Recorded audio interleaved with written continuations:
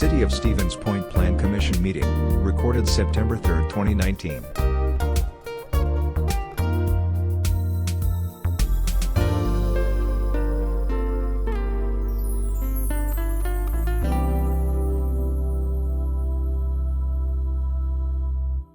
Hey, it's 6 o'clock. We will call the regular City Plan Commission meeting to order. Roll call, please. Weeza. Here. Kneebone. Here. Arnson. Here. Cooper. Here. Haynes. Here. Hoppy and Rice are both excused. And we do have a quorum, so we will continue on. Item number 2 is on page 4 of your packets, Commissioners, and that is the report of the August 5th meeting. Direction or motion? Move approval of those minutes. Thank you. Do we have a second? Seconded by Alderperson Kneebone. Discussion there? Hearing none, all those in favor signify by saying aye. Aye. Any opposed? That is approved. Item number 3 is a public hearing and subsequent action on a request from Jordan G. Brost, representing a property owner, to rezone an unaddressed parcel west of Vine Street and Moses Crossing from R2 Single Family Residence District to Planned Development District. Page 18 of your packet, Commissioners. Mr. Kearns, could you fill us in? Yeah, so this is a unique property that's landlocked. It's a very skinny parcel. You can see it here.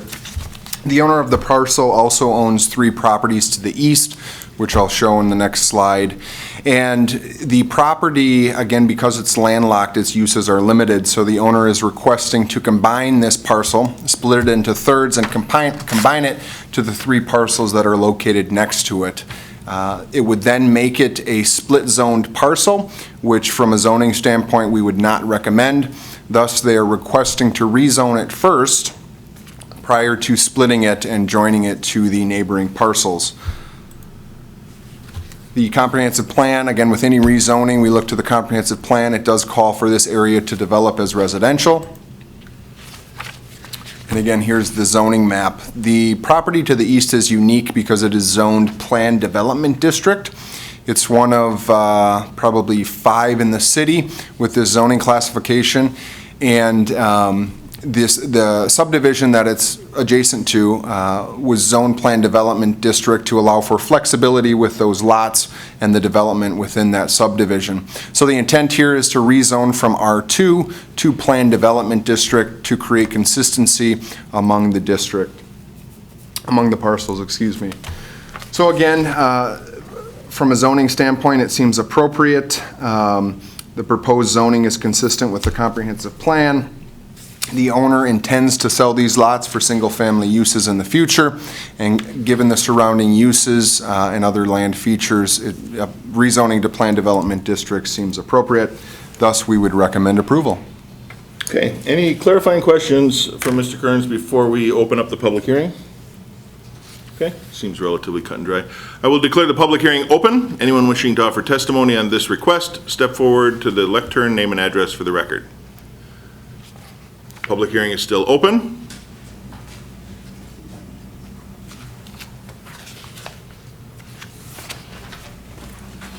I'm Katrina Benishek. I reside at 3117 Vine Street.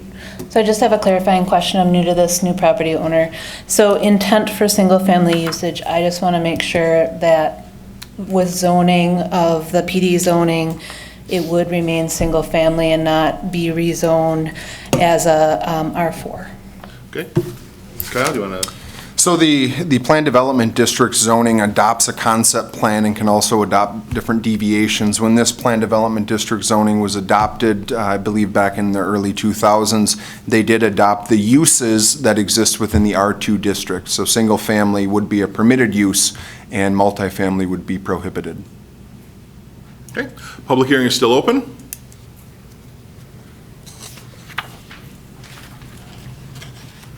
Sean Morrow, this is my area. I'm the holder for Area 11. When I first heard about this, there were some concerns that this might be used for like multifamily and condos and so on. But after I spoke with Kyle, I'm assured that this is only for single family and that it will stay that, and it will also stay that way. This is a very unique area in the whole city. You could actually, this is one of the only 2 areas that I am aware of that you could actually buy a lot and put up your own house.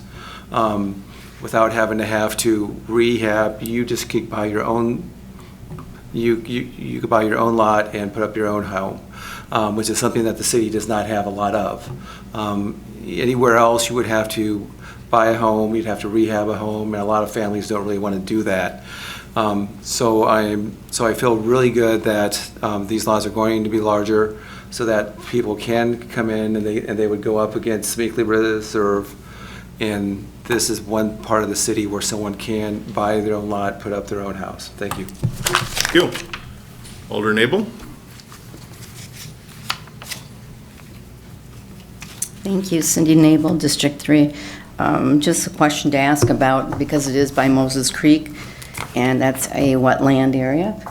Just wondering how that affects the property and how close it can be to that area. I mean, it's hard to see from the maps on how close that would be to wetlands and if it would impose anything, because I know that they did extend some of that by Schmeekley a while ago, so if you could give me just a little bit more on that. The that would rules, yeah, the affect- rules for regarding wetlands would remain the same. Okay, So by changing the zoning on this, that doesn't grant them any more or less rights than they already had in regards to wetlands. so is this area at all encroaching upon those wetlands, you know, because I know that that got extended, so would there be problems for like a basement, or would they be able to have a basement in these houses, these homes that they're going to have? Do you want me to address that? Well, we can. I mean, it really doesn't play into the zoning, but I think it's relevant enough where we might as well try and get this answered. So to my knowledge, you'll see the 3 existing lots. One of them is partially covered on the map. Those lots do not exist within the wetland. Now, I can't say for certain if the northern portion of the skinny parcel identified has some wetlands on it, given that a portion of the parcel does cross the creek. But I can say for certain that the shoreland wetland zoning would apply in this instance to any development that encroaches within those wetlands or near that shoreline. Given though the parcel configuration, I would think the majority of the home is going to front on the south side of that, what would be that northerly lot, the southeast side. Okay. Alder Dugan? Alder Dugan, District 8. I'm right on the border here, and this is a part of a neighborhood I've been intimate with for many years. And I knew the developer, and I know people who live there, and some of them are right here in the room. It's a beautiful location. I didn't realize that there was that strip that had not been zoned correctly. But I've had many walks in that area. It's very unlikely that wetland would be disturbed, although it is true. I think that the water level is high there, and basements aren't necessarily required or even should be put there, and I don't think they are. Nonetheless, as long as it looked to me at first also that this was going to be possible for perhaps a multiple family area, and that would be not a good idea at all. This is a single family neighborhood, and I'm so glad to hear that it's simply an extension of the 3 lots that have been there for some time now and not developed. So if that's what's going on, I'm much in favor of it. Thank you. Public hearing remains open. Hi, Jim Buchholz. I'm a director at Schmeekley Reserve and also reside at 509 Hickory Street in Stevens Point. I know there's a lot of concerns about Moses Creek in the wetland area, especially that little portion that's coming to the northern portion of that. We do have a proposed land donation at this point that will include that small section that would includes Moses Creek and any of the associated wetlands that would be there. So that would become part of Schmeekley Reserve. In 2010, we did do the major wetland restoration. This part was not included in that restoration because it was private property. With the donation, that will make it a portion of Schmeekley Reserve, and we might be able to even extend that wetland in some of the restoration work that we did at that point. So we're very excited that this is going to become part of Schmeekley. Currently, it's a little inlet that juts north into the boundaries of Schmeekley Reserve. When this is all said and done, it'll pretty much take that private inholding out, and it'll become part of the public property. And so we'll be able to move forward, we'll be able to protect Moses Creek and be able to protect those wetlands that are part of it. Thank you. Public hearing remains open. I'm Bernie Lavick, a resident at 3016 Vine Street, a couple lots away from this site. We've lived in this neighborhood for 5 years, and unfortunately, we were about a minute or two late in getting here, so there might have been some discussion here that I didn't, we weren't able to hear. I'm just concerned that we preserve the single-family nature of this entire neighborhood, the subdivision, so that any zoning that would allow this property to be used other than for single-family housing, I would be opposed to. So I hear some discussion about multifamily use. Can you tell me what that's about? We will, sir, we'll go over it again after the public hearing is done. Okay, so again, I just want to reiterate that I just feel strongly that those of us who built here, and obviously the two people that have just built residences right across the street from this, made those building plans with the assurance that this whole area would be single-family in nature, and we want to make sure that that is preserved. Okay, thank you. Public hearing remains open.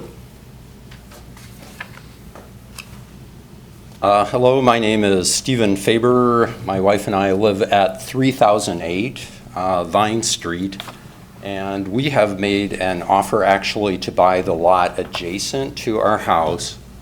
So this one, which would be joined to that, and it's the offer's been accepted contingent on rezoning and allowing the lots to be merged and so on.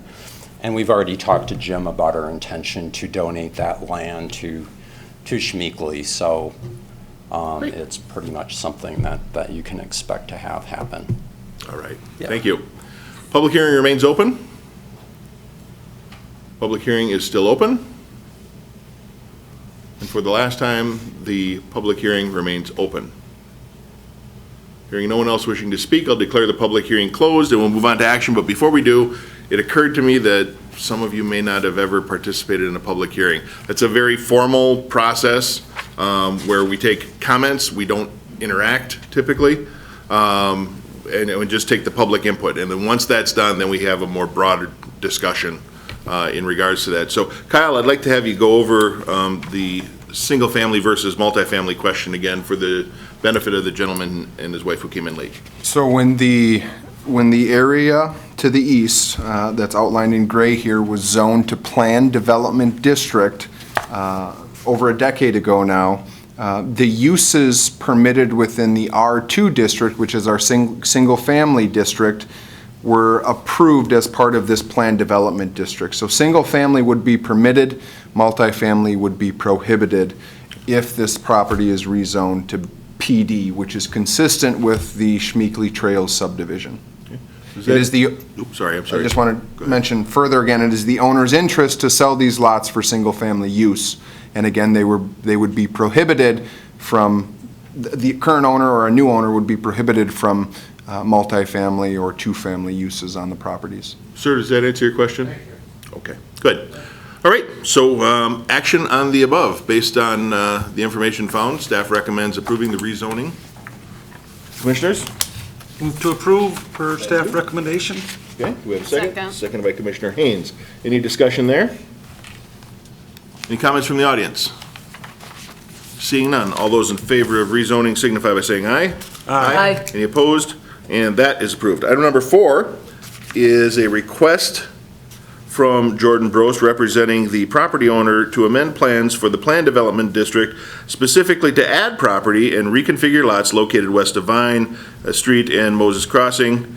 Page 27 of your packets, Commissioners, and Mr. Kearns, this is really just adding on to what we did. This is more of a technical review that we need to do internally. Again, a planned development district is something that's not regularly seen throughout our city. It is typically a zoning district that's applied when there are unique circumstances It allows for flexibility in setbacks, flexibility in lot size, flexibility in development to a certain extent. And so because any property or new property that's zoned plan development district, you always have to amend or adopt any new concept plan. So back in 2000, I believe it was 5 or 6, when the original plan development district was adopted, they adopted the area as you see it currently zoned. Because this is new area outside of that zoning, it now too would have to be brought into that concept plan and developed, as would the area that would be added to the existing lots. So again, outlined in the map is the skinny parcel in question in red. The 3 parcels outlined in blue that are also owned by the same individual. They're separated now, and the request is to, again, combine those lots as shown in the preliminary CSM here. And this lot division, this property addition, again, has to be incorporated into a new concept plan for the Plan Development District zoning. So that is the request before you, and again, staff would recommend approval, given the rezoning that's occurred as well. Okay. Everybody understand what we're doing? Just that little strip that we just rezoned, we're just attaching it to the other parcels as part of almost a technicality. Commissioners, what are your wishes? I'd move approval of the request as presented. Thank you. Second. We'll give the second to Alderperson Kneebone. Any discussion? Comments from the audience? Seeing none, all those in favor signify by saying aye. Aye. Any opposed? And that is approved. Item number 5 is a public hearing and subsequent action on a request from Schmeeckley Reserve Visitor Center for a conditional use permit to construct solar panels with reduced setback at an unaddressed parcel east of 2419 North Point Drive, page 33 of your packet, Commissioners. And Kyle? The Schmeeckley Reserve is requesting again to construct solar on the north side of their parking lot for Schmeeckley Reserve. Furthermore, the applicant has identified that this is the best location for the solar because of the unshaded nature of that area, as well as the prairie grass that restricts any sort of building to the south of the parking lot. However, this area is within the setback for the Conservancy District, which is 50 feet.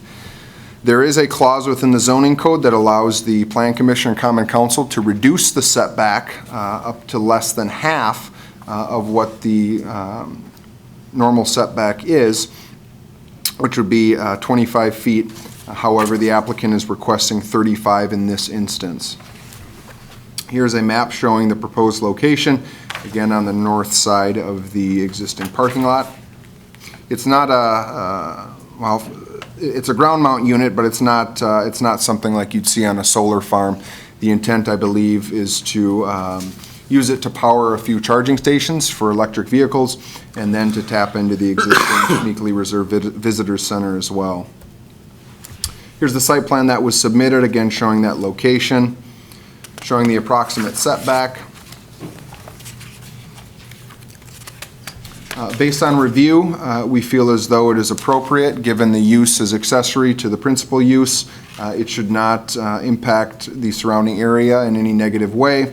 It shouldn't diminish the property values within the surrounding area, as a majority of it is undeveloped conservancy.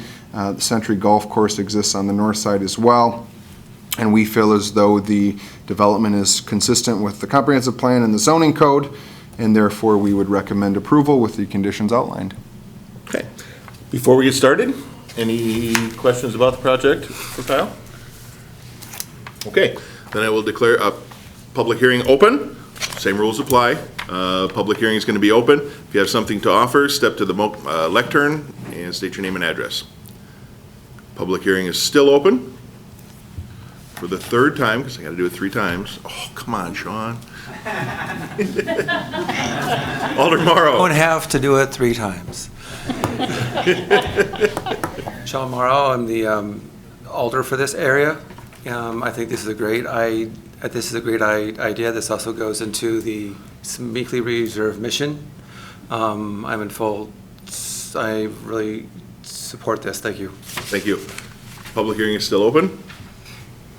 Public hearing remains open. Alder Dugan, feel free.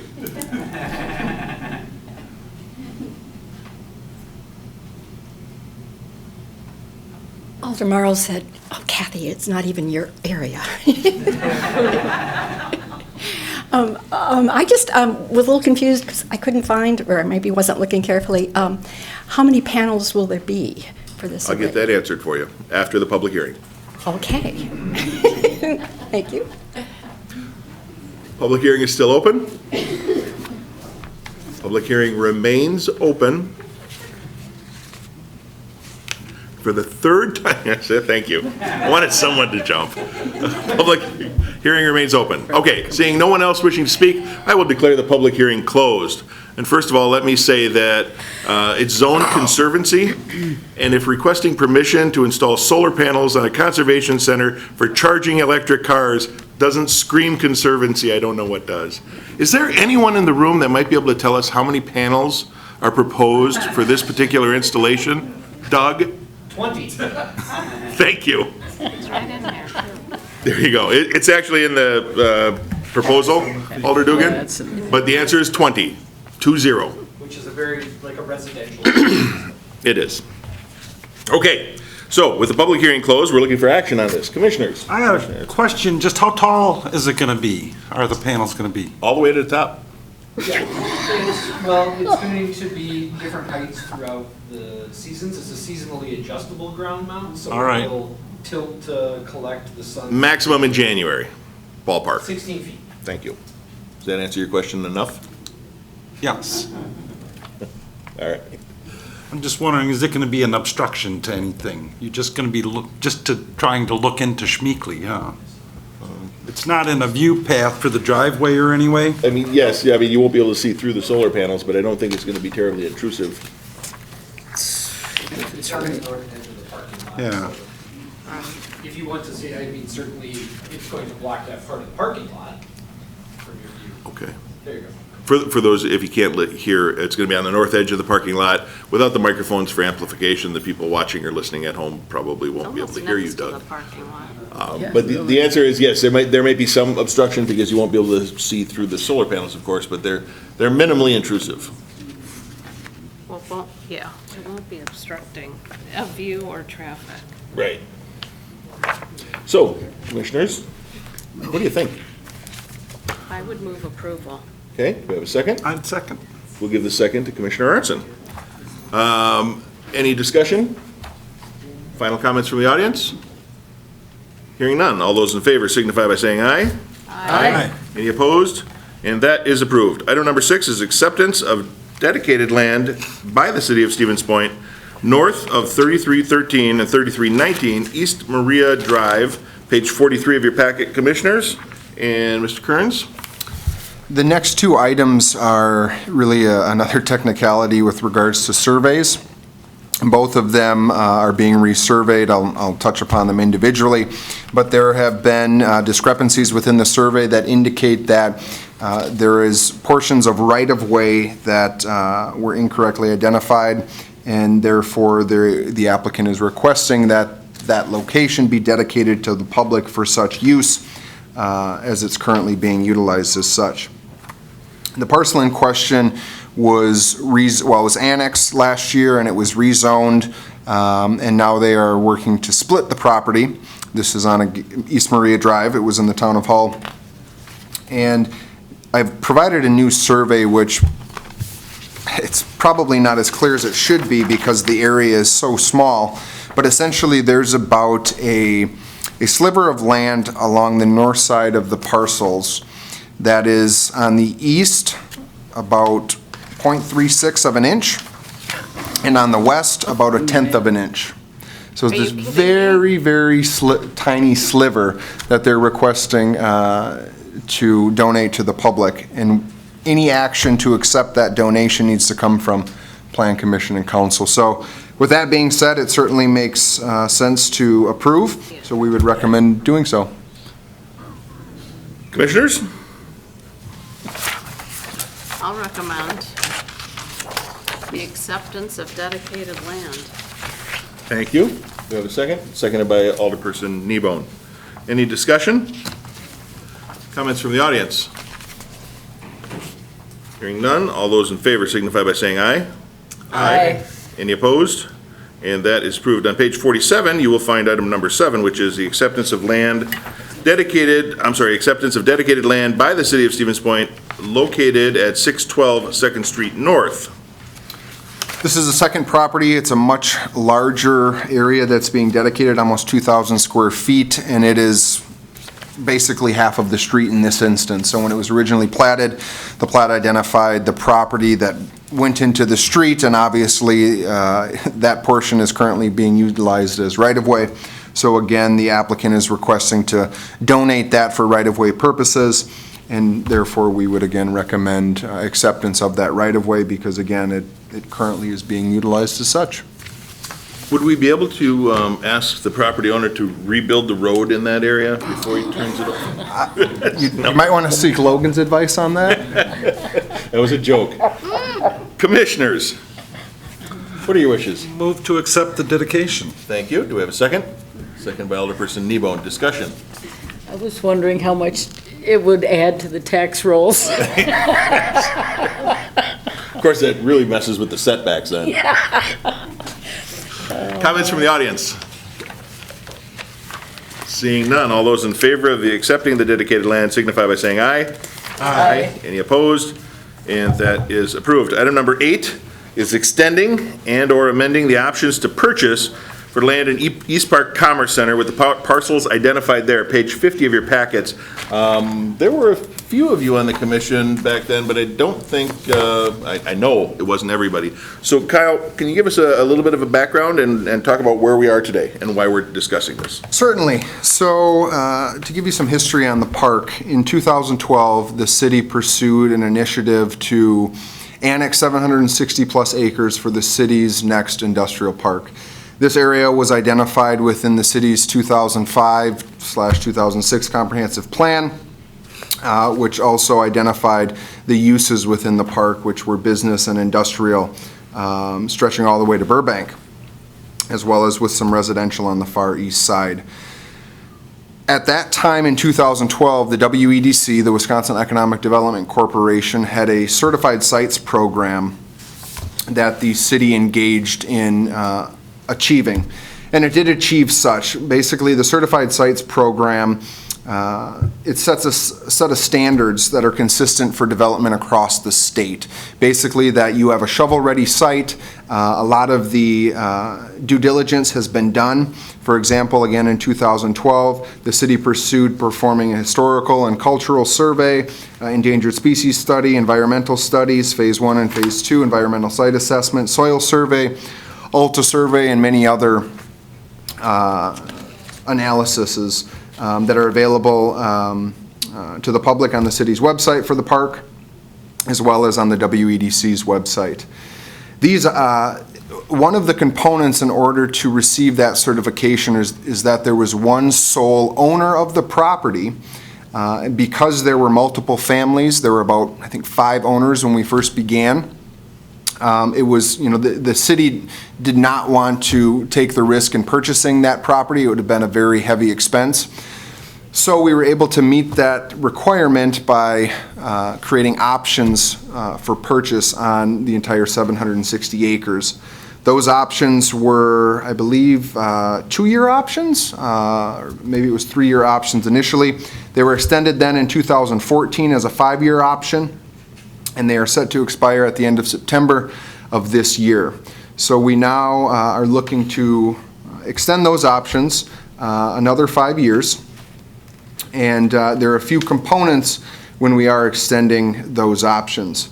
One of which is again working with the families and their representatives to extend those options for similar terms or renegotiated terms. Bill Schofield is here representing a majority of those families and can certainly provide some more information regarding the history and working with those families. Essentially for the park, the approach the city took back in 2012 was one that was flexible. Many can remember when the Portage County Business Park was done, they essentially built the roads, they put in the infrastructure, and waited for development to happen. In this case, we did a little bit differently. We wanted to keep the park flexible to allow for, one user to occupy the park or multiple users to occupy the park. We did create a concept plan. This is the city's future land use map or extraterritorial land use map from the 2006 comprehensive plan, which shows the area on the very south side of the map, just east of the business park there. Here's the area as it sits currently and the ownership today of the parcels.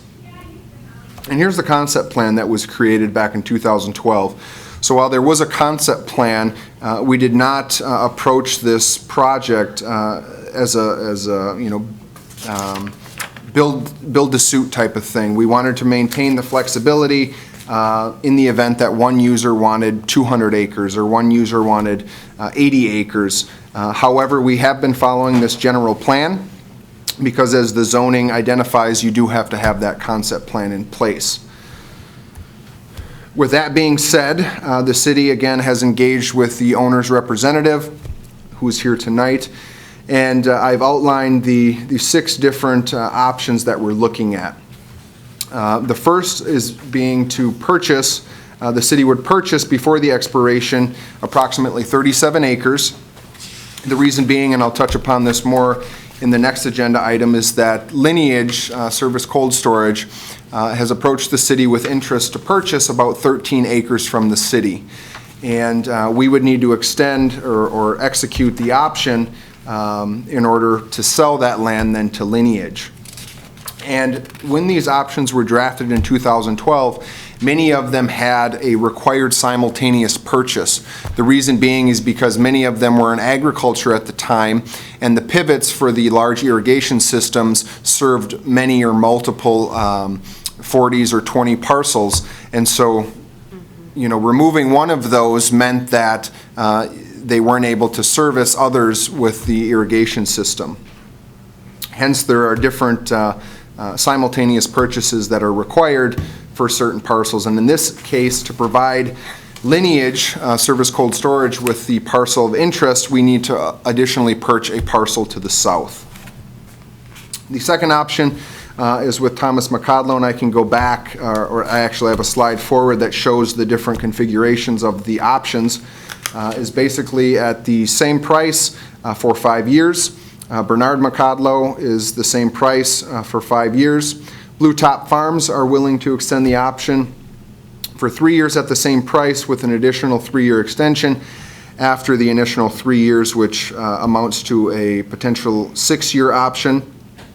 The Heinz also would pursue a very similar contract or extension. And then we are currently still working with MS&S Enterprises, which owns about 200 acres on the east side. We don't necessarily have the terms for that option extension at this point, but hope to have them within the next week or two. This map identifies the options previously provided. So number 1 on the map would be the 2 parcels that the city would purchase. The northernmost portion would again potentially go to Lineage, SCS. Number 2 would be about an 18-acre parcel that again would be extended for 5 years. Number 3, extended for 5 years at the same price. Number 4 would be the potential 6-year extension with renegotiation after 3, as would 5. And the area identified as number 6, outlined in red, is the area that's still being negotiated. Lastly, I just want to touch upon that over the last 9 years, this park has sparked significant interest from developers. Obviously, it has a few businesses that have already located within the park. Service Cold Storage, who has done 2 additions at this point and potentially will be doing another one in the near future, and Russell Gymnastics to their south. A TIF district also overlays the entire site, which is a crucial tool for economic development. And I also want to note that extending these options does not cost the city anything, rather provides security and certainty with regards to the development that could potentially occur within this land. So with that, the city is recommending to extend those options to purchase these properties because I think it's going to put the city in a very good position for the next several years when it comes to new growth, development within the city. Okay. Any questions for Kyle before we get started? The options don't cost the city anything? So I don't understand the benefits kind of all around. This is just helping, the city would help the property owners in selling the properties eventually? No, the city has the option to purchase. Right. So with the city idea would be they'd the sell it. purchaser. Right. Then we would sell it. It's a pre-negotiated price per acre. And then all we're doing is continuing the options on those. So should a development occur that needs a particular parcel or whatever, then they would come back to the plan commission, the council, to exercise that option. But Okay. it's just an option at this point. It's just securing those options for another several years. And in most cases, if and when we do exercise an option, we know a lot more about the development, the acreage that's needed, the business, the employees typically that will, reside on the premise. And there are certain instances, again, with the control we have, where if we do not feel as though a business is the right fit for the park or may be detrimental to the surrounding property owners, we can certainly turn away business because we have these options in place. That essentially have. fixes the price for the purchase for Yes. the duration. Correct. All right. Alder Nebo, did you have a question? I was going to say basically what Kyle said, it preserves the city's option going forward to kind of control how things go out there and maybe gives us an ability to attract the kind of development the city would like to see. Is it still the largest state certified site? I do not believe it is anymore. I think it's 2 or 3 on the list. But at one time, it was the largest certified site in the state, so that was pretty cool to have the state helping you out. Okay, comments from the audience? Okay. Alder Jennings?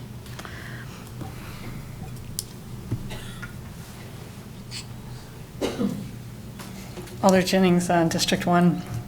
This was discussed in closed session with council, and I spoke my opposition to this at that time, and I guess I will reiterate that. But it's more talking about just asking you commissioners to think down the road what these kinds of models and costs bring to the city.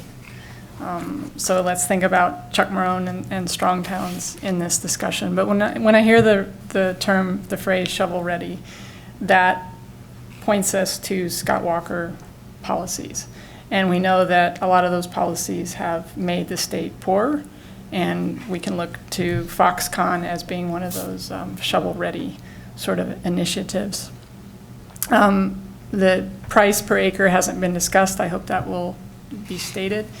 But besides the purchase cost, when that eventually happens, because yes, there would be a point at which we would exercise the right to purchase. I mean, that would be the point. There's the infrastructure, and how does that come back onto the city when those roads have to be, even if the business pays for those, ultimately the city is responsible for that, maintaining, replacing, supporting that infrastructure. So what does that mean long-term? This ends up feeding into a sprawl-type comprehensive plan. So I just want everyone thinking long-term about, yeah, it sounds really nice up front, but there's lots of unintended consequences with this kind of growth model. And I think a sophisticated, at least, I'm not saying you're not, I mean, just analyze all portions of this, not just how it looks great up front. There's lots of things associated with this. Thank you. Thank you. Anyone else? Okay. Commissioners, what are your wishes? I guess if I could. Oh, I'm sorry, I didn't see anyone walking to the microphone. Anyone wishing to speak, go ahead and start walking over to the microphone. We can, well, it's not a public hearing, Trevor. Just comments. Trevor Rourke, 601 Washington. In looking at this, I know it's just an option, and and not purchasing right now, but it's really unfortunate because I don't understand kind of this disconnect. The city's been going through a comprehensive plan for probably 3-4 years now, and a lot of the talk has been about infill. A lot of talk has been about how do we survive our capital budgets? How do we actually maintain the roads we currently have?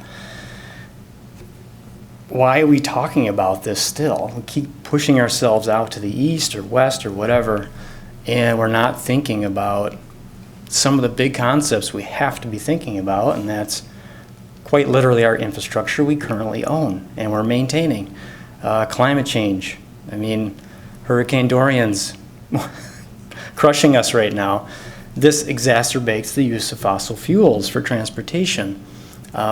We can make a decision as a city, as residents, as plan commission, as council, to actually structure ourselves to be resilient, and this does not do that. What I would say is that we try one and done. So there's that option one. I think, it makes sense. They want to expand, one and done. Let's just stop there. Thank you. Thank you. Alder Nabel, you had comments?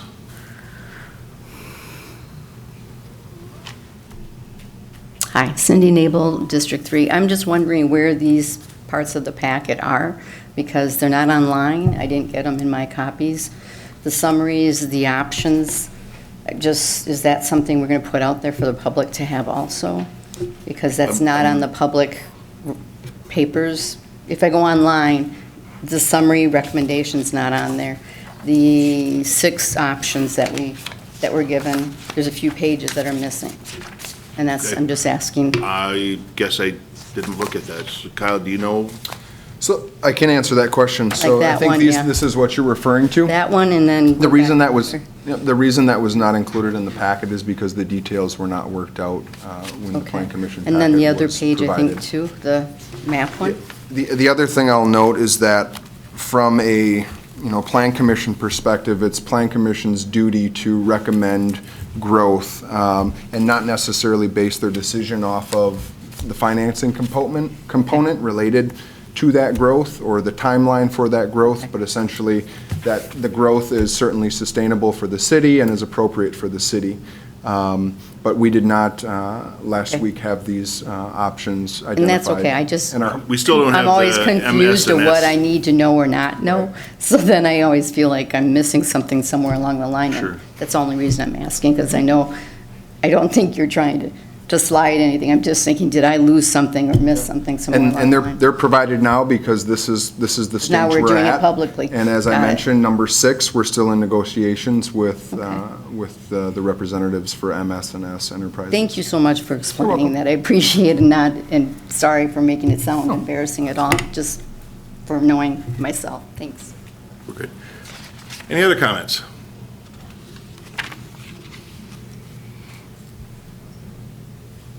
Okay. No one else wishing to speak. Kyle, just a question. If we only take part of the options, we lose the state certification on that site. Is that correct? We may still be able to keep certification on. If they're contiguous? Right, on the portions that we would extend the options to. I would have to double check with the state to see if all the reports and everything would have to be redone because they included the entire 760 acres. But I'm thinking if so, we would maybe just have to make different amendments to those reports. Essentially, the entire 760 acres is certified, so I would think if we lose acreage because we can't extend the options, the remaining portion would remain in. Okay. Right. And a couple of things that I wanted to touch on. There's a reference to sprawl and that we shouldn't be doing anything outside or on the edge of town because we should be focusing on infill. As the Plan Commission, you know that we have had quite a few infill projects, most of which are going through right now with the Kmart site. We've got some housing projects going up. The Lullaby site's set to break ground. We need to focus on both. If we don't grow, Alderperson Nebo, you live in what was once a non-city area. So stable growth, I think, is the key. And sprawl, to me, I would define it as something just kind of blah and spreading it out there without any plan or concept. As you've seen, this has literally been in the works for, a pile of years. We've got the first options in 2012. When was the first reference in the comprehensive plan? 2004, 2005? Yep. Something like that? So this couldn't be more planned. And this is an option. If the plan comes forward to exercise some of those options and it does not meet the philosophy of this commission or the city or the council, then that's the time to bring that up as far as does it meet our infrastructure needs and things like that. But we're just considering these options now with the exception of the next item, which is the purchase for some actual development. Commissioners? Yeah, in defense of my neighborhood, I mean, sprawl was probably when Walmart went out there and then left, and sprawl was probably when the cops development that's now empty went out there. I find it real hard to believe we'd find a space to put a business like Service Cold Storage somewhere in the downtown area. This is already there. It allows us to control what goes there.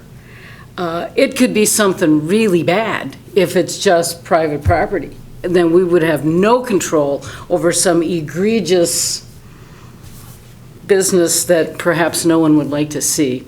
I am getting a little tired of hearing about the sprawl. I mean, we've got Frank's Hardware, we've got Fleet Farm, we've got Matsuya. People drive out there like I drive into town. It's what, 7 minutes? Sprawl is living in Dallas and driving an hour to get to work when you live 10 minutes from downtown. So anyway, I would like to approve the options, or move to approve the options, to extend the options. Okay. Is there a second? Seconded by Commissioner. Seconded, but I have a question. So Okay, seconded by Commissioner Cooper. Is it appropriate then to extend them in the options for the person on East Parks Commerce Center as our, So because you don't have everything down yet. We don't. We have that one piece. As necessary? So the Plan Commission is charged with providing recommendations on land use, not necessarily the terms of the options or the cost, should there be any. So our purview here would be to recommend extending the options. It would be up to staff and then subsequently Finance Committee or Council which way? to approve the terms of those. Okay? Yep. All right, any other comments? Commissioner Artson? I have a question, just kind of comment regarding the taxes and maintenance and all that. Maybe you don't know this, or Kyle. What might be the time period, your return on investment, if the city would buy these and turn around and sell them, and then the utilities, the roads, and all that, and the maintenance associated with it? I mean, I know the goal is to get more tax-paying properties in the city. What's the payback time on that? So Commissioner, and I'll let Kyle speak to this too, but it's kind of an unanswerable question. It's depending on the development. If someone wants to put up a $40 million facility on 20 acres of land and they only need one road, the return is probably pretty good.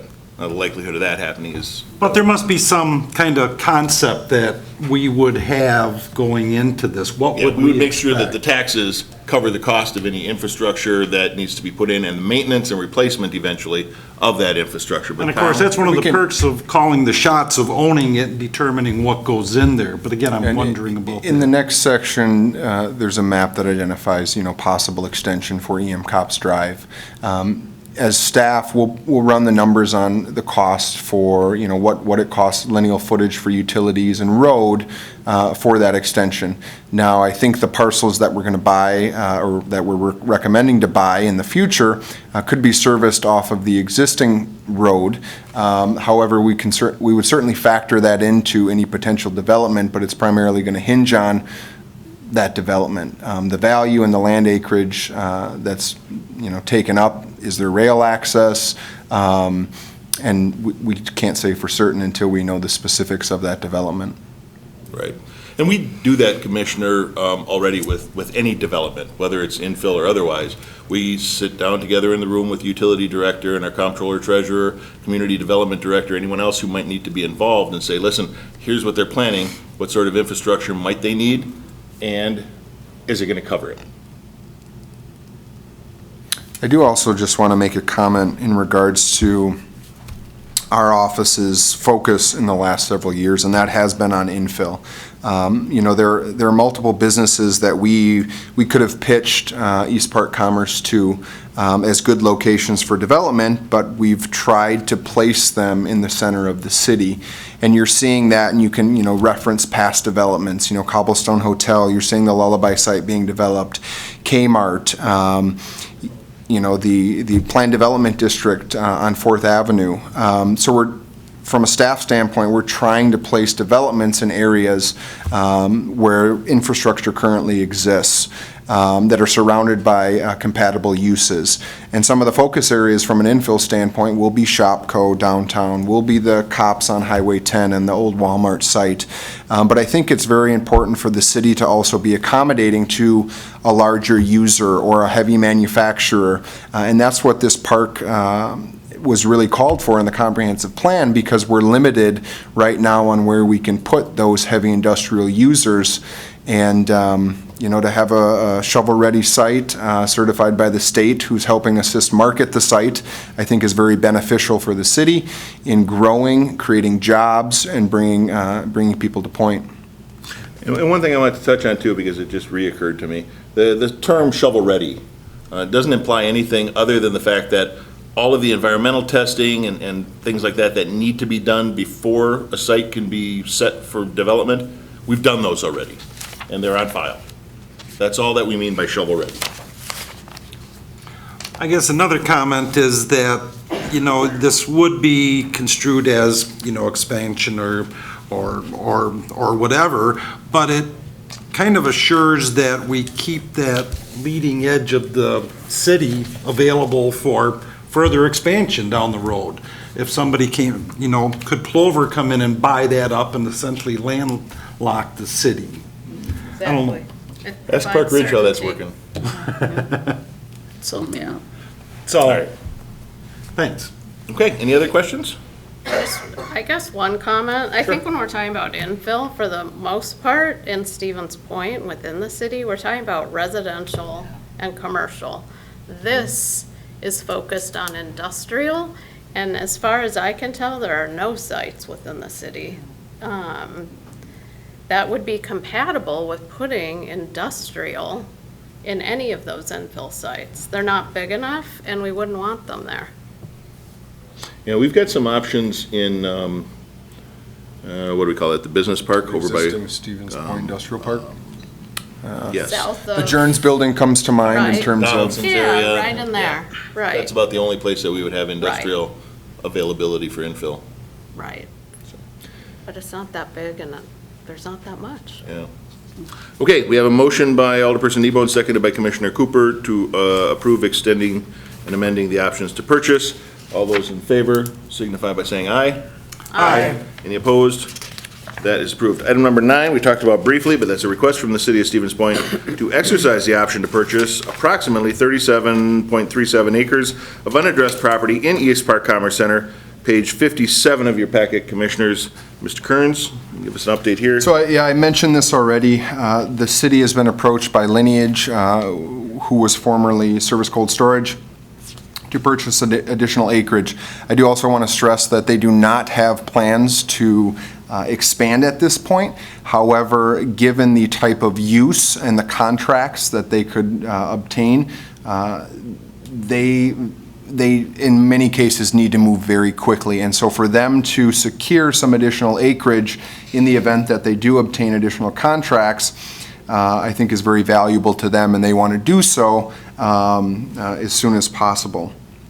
However, because we have the option on the property, the city has to purchase the property, and there is a simultaneous purchase requirement with the interested land that Lineage has identified. So with that being said, the map above shows Lineage on the north side of the map.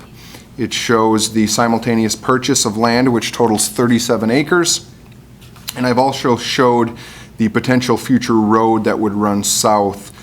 We purchased land, if you can remember, from Land's End a few years ago in order to preserve that land to eventually run a road to the south to serve future development east of the potential Myers site. So in this case, again, I think it is a strategic purchase for the city.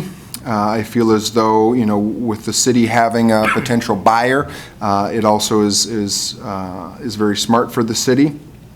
And I feel as though it also gives the city additional land area to market that they own and control.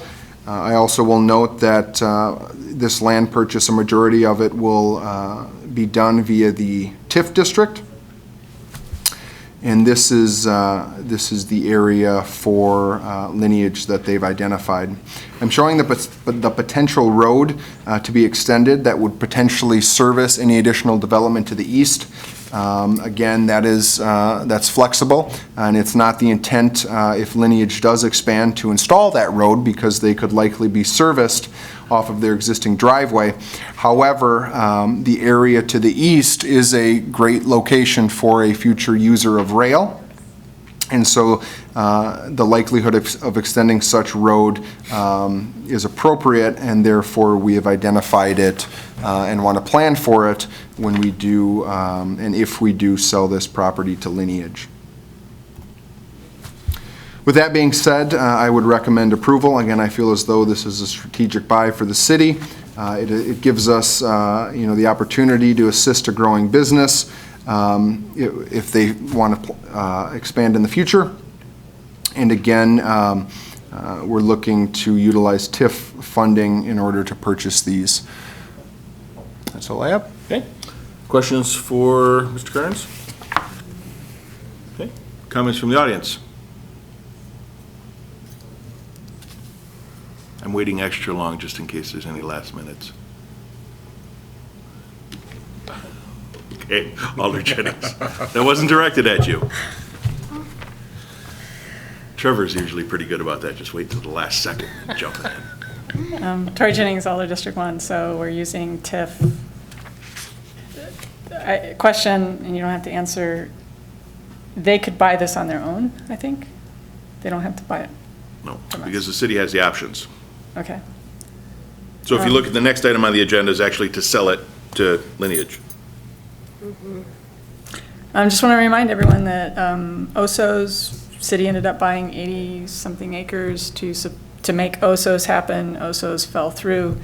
East Park Commerce Center was also the place where the county was looking at building a governmental complex, and the city council wisely opposed that. That was a non-taxable entity. If you assume that this land is going to all be used in these very productive tax-generating ways, just look historically at what's happened. Again, we are on the hook for the roads, the sewer, everything down the road, and I'm going to remember that. So when you tell me how the city's going to pay for all this, I'm going to remember that. And I'm going to come back and say, do you remember this? And one last thing, this thing of turning sprawl into this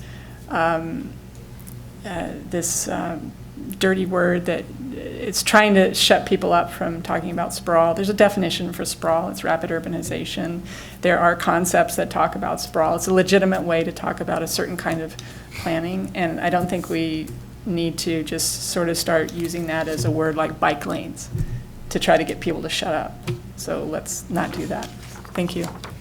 Okay. Commissioners, what are your wishes? I move to approve. Thank you. For Do we have a second? recommendations. Second by Commissioner Cooper. Further discussion? Hearing none, all those in favor signify by saying aye. Aye. Any opposed? And that is approved. The next item is item number 10 on page 57 and 58 of your packet. Approving or considering the sale of approximately 13 acres of land located east of E.M. Copps Drive within the East Park Commerce Center to Lineage SCS of Wisconsin LLC. Kyle? And I have nothing further to add. I will note that we do not have the terms identified with Lineage at this point. It's something that we're working on. Lineage has contracted with a local engineer to perform some of their due diligence on the property. I also know that Lineage's facility can accommodate an additional addition. And again, it is their intent to purchase the property, so they have the ability in the future to expand. Okay. What are your wishes? I move to approve. I just approved them. City buying it, get rid of it now. Quickest turnaround. Is it a flipping? I think so, yeah. Do we have a second? I'll second Second by Alderperson Kneebone. Discussion? Comments from the audience? Hearing none, all those in favor signify by saying aye. Aye. Any opposed? And that is approved. We have item number 11, which is the Community Development Department's monthly report for August of 2019. Kyle, do you want to take this, or do you want to get DJ up here? We have had a very great month, and DJ, if you want to comment on anything, feel free to come up. You got to do it in a microphone. We've had, I think, $17 million worth of increased valuation.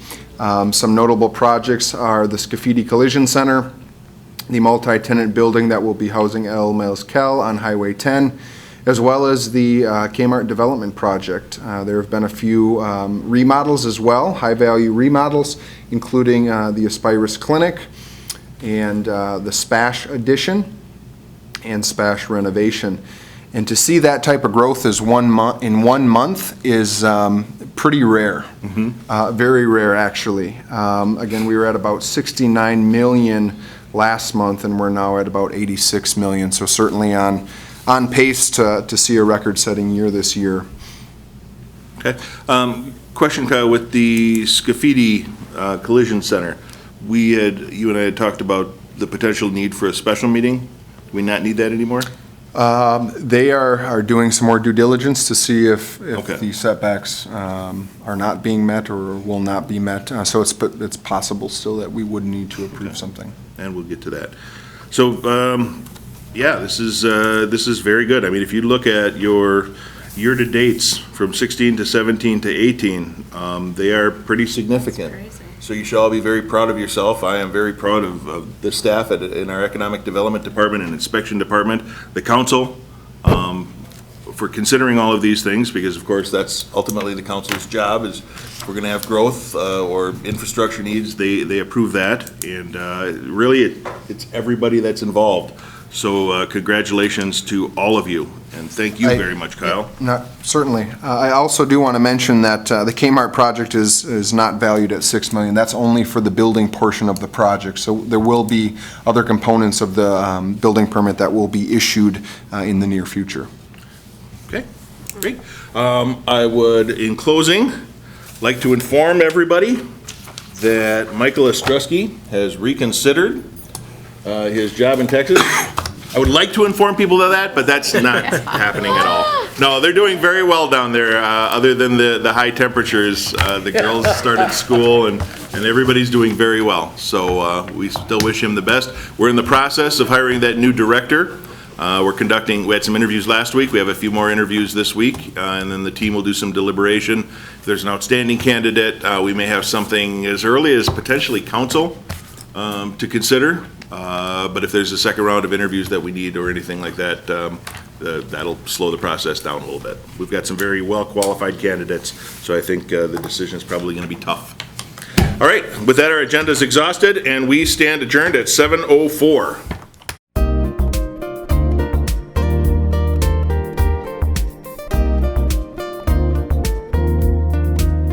A video of this meeting is available for viewing on the city's website, stevenspoint.com/videos.